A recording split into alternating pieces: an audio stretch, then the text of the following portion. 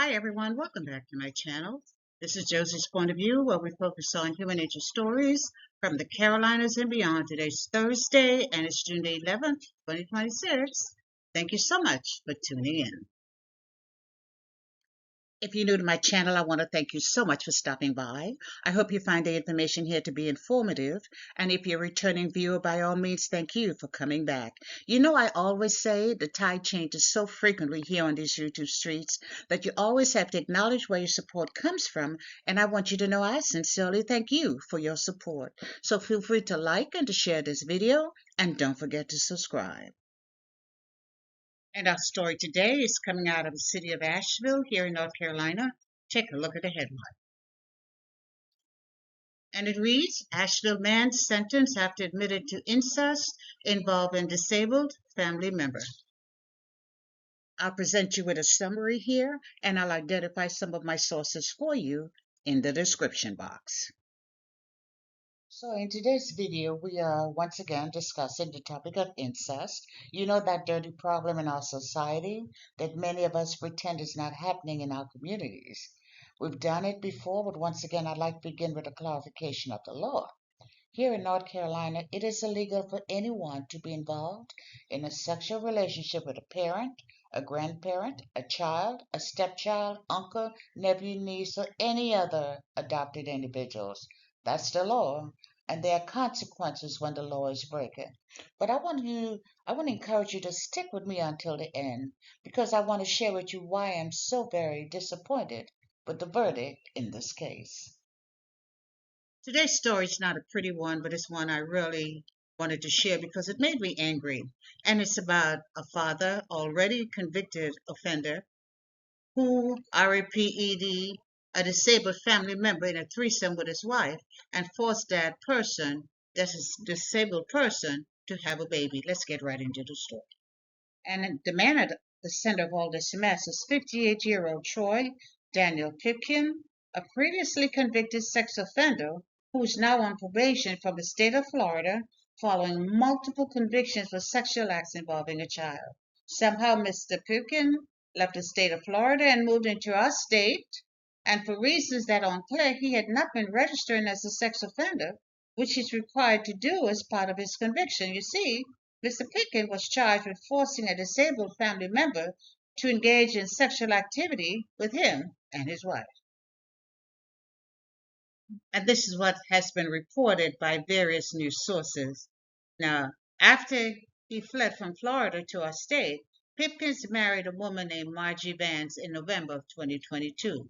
Now, I searched for Margie Vance's picture, but couldn't find it anywhere, not even an arrest mugshot. Even though she should have one out there because you'll find out soon that she was convicted too.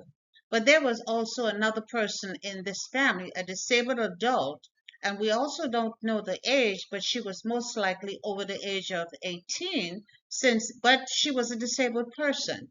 And there was some unsettling things that took place within that home that would cause anyone to question how Margie Vance allowed such behavior to take place, and most of all, how in the world did she find the courage to participate in them herself? Now, reports say this is how it got started.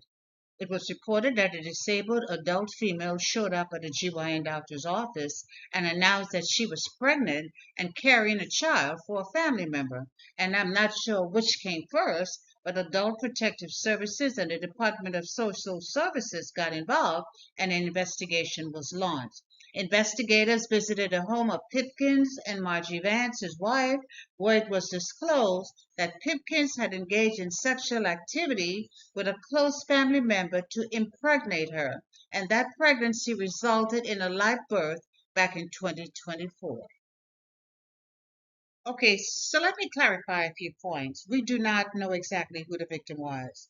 The only information released is that she was a close family member who was disabled. And investigators learned that Pipkin had coerced this disabled victim into sexual activity, and it was his wife, Margie Vance, who had threatened harm from her husband if the victim did not comply. So, in other words, Margie Vance was the one telling the young victim If you don't do what he says, he's going to hurt you. And on top of that, Margie Vance admitted to investigators that she participated in a threesome with her husband and this disabled victim. What a nasty mess. And then Pipkin, he admitted to having sexual activity with this disabled family member. And yes, she did in fact deliver a child from those sexual encounters. And based on what investigators learned, they went ahead and issued a warrant for a cell phone for Pipkins and his wife Margie. Those devices are, these days we're taking pictures and videos of all the sick acts that's being performed. So we really don't know how much information they collected, but it was sufficient to substantiate their case. So both Pipkins and his wife were arrested and charged. He was charged with incest and forcing this disabled woman to engage in sexual activity, as well as failing to register as a sex offender. Remember, he was already a sex offender from the state of Florida. His wife, Margie Vance, was charged with aiding and abetting and second-degree forcible rape. So let's address Margie Vance's her indictment and her charges once more. She was indicted by the Buncombe County Superior Court in February of 2025. And by April of 2025, she had already entered a guilty plea to second-degree kidnapping and sexual battery. And on April the 28th of 2025, she received a sentence between 25 months and 42 months in prison. And she was given credit for 12 months, which is the time she spent in the Buncombe County Detention Center waiting trial. She's also required to register as a sex offender and was prohibited from having any type of contact with the victim. And as for Mr. Pipkin, he eventually agreed to a plea arrangement on March the 16th of this year, in which he did plead guilty to one count of incest and multiple counts of failing to register as a sex offender. And the judge sentenced him to 2 consecutive prison terms of 21 to 38 months each. So that's a total of 42 to 76 months, and it comes down to a minimum of 3.5 years to a maximum of 6.3 years. The judge also issued a permanent no contact order prohibiting Pipkin from having any contact with the victim for the remainder of his life. And Pipkin must also register as a sex offender for the remainder of his life. I say good luck with that. He's already a convicted sex offender from Florida, did not register as a sex offender as required by law, and I'm wondering what North Carolina believe they're going to do different to make sure he registers this time. Reports say he's facing significant jail time in Florida after he completes his sentence here. Reasons were not fully explained. But you know what bothers me most about this case was the low sentence that he received. Keep in mind he's already a convicted offender. He's not complying with the terms of his release, and now he's found guilty once more of doing more despicable acts, and it seems as if he just got a slap on the wrist. That was difficult to understand. But I had to return to the North Carolina law for better understanding of the sentence. Now, according to the North Carolina law, when we're talking about incest, it's a class B1 felony if the victim is under the age of 13.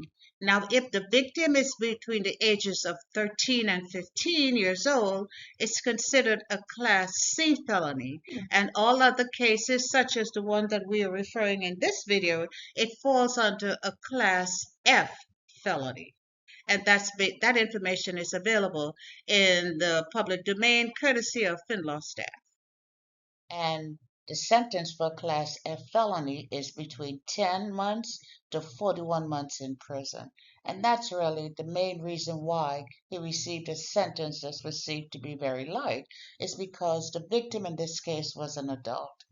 Incest is against the law, but if the victim had been under the age of 15, the sentencing guidelines would have been different, and he definitely would have received a more harsher sentence. Can't say I'm happy about it, but at least he's being sent away to have to face the consequences of his actions. And so another convicted predator is off the street, and I do say predator. Even though the sentence is not what many of us would have liked to see, he still got a few years behind bars, And then when he's completed his term in prison here, he will have to return to Florida, where we're told that they would be waiting to put him in jail again for a very long time. And that's all I have for you right now. Feel free to leave me a comment below and let me know what you think about this video. And by all means, feel free to like it and to share it. And if you haven't done so already, I want to encourage you to subscribe to my channel by clicking on that red subscribe button. It's on the bottom right hand corner of your screen. And if you click on the bell that looks just like this one, that's the notification bell. If you click on that notification bell, you'll be the first to know whenever a new video is uploaded. I thank you for watching, and I'll talk to you soon. Bye.